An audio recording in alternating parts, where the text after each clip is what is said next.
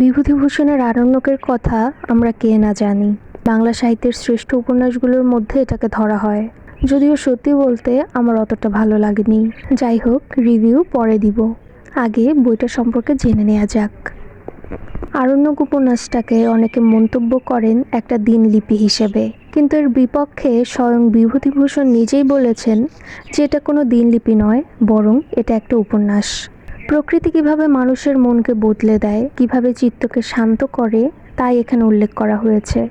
এর চরিত্রগুলো নিয়ে আলাদাভাবে বলার কিছু নেই, কারণ এতে অনেকগুলো চরিত্রের সংমিশ্রণ ঘটেছে এবং এদের প্রত্যেকেরই স্বতন্ত্র গল্প আছে। এই ছোট ছোট চরিত্রগুলো তাদের জীবনের দুঃখ, সরলতা সবকিছু মিলে তৈরি করে একটা গভীর আবেগ। কিন্তু সবকিছুর মূলে আছে সত্যচরণ, সেই কেন্দ্রীয় চরিত্র এবং ঘটনাগুলোর বর্ণনাকারী। প্রথমে বইটার প্লট সম্পর্কে জেনে নেওয়া যাক। সত্যচরণ এক শহুরে যুবক। কলকাতার কোলাহল, নাটক, থিয়েটার আর আড্ডায় অভ্যস্ত সে। কিন্তু আর্থিকভাবে টানাপোড়েনে থাকার কারণে বিহারের এক অরণ্যপূর্ণ অঞ্চলে জমিদারির কাজটা করতে সে রাজি হয়ে যায়। সেখানে প্রথমবারের মতো প্রকৃতির এতটা কাছে আসে সে। তার কাজ জমি মেপে খাজনা আদায় করা।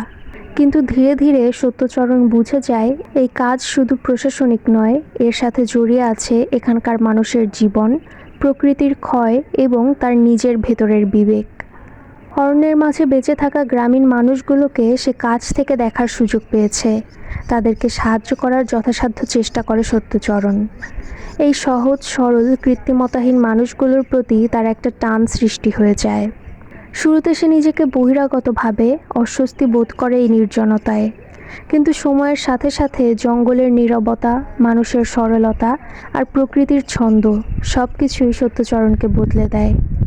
এখানে প্রথমে এসে সে ভেবেছিল একদিনও হয়তো এখানে টেকা সম্ভব নয়, অথচ আজ 7-8 বছর ধরে এই নীরবতাকেই সে বেছে নিয়েছে।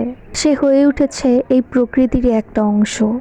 এবার লেখার ধরন নিয়ে যদি বলি, উপন্যাসটাতে যেমন বললাম বিভিন্ন চরিত্র আছে, এদের বিভিন্ন গল্প আছে, কিন্তু এছাড়াও একটা বড় অংশ জুড়ে আছে প্রকৃতি।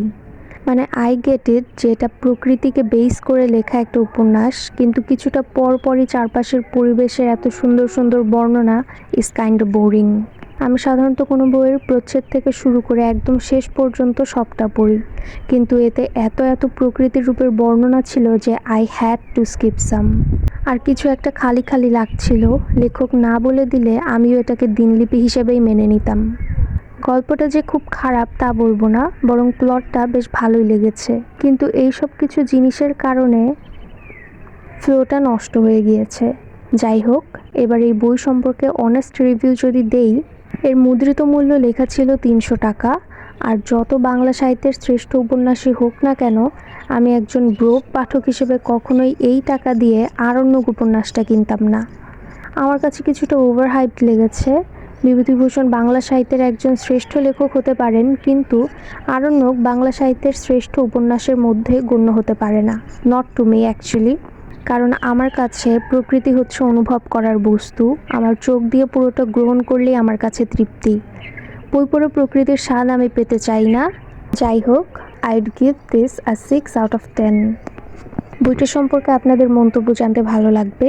এছাড়াও যে কোনো আলোচনার জন্য কমেন্ট বক্স উন্মুক্ত। আমার ভুল ত্রুটিগুলো ধরিয়ে দিলে খুশি হব।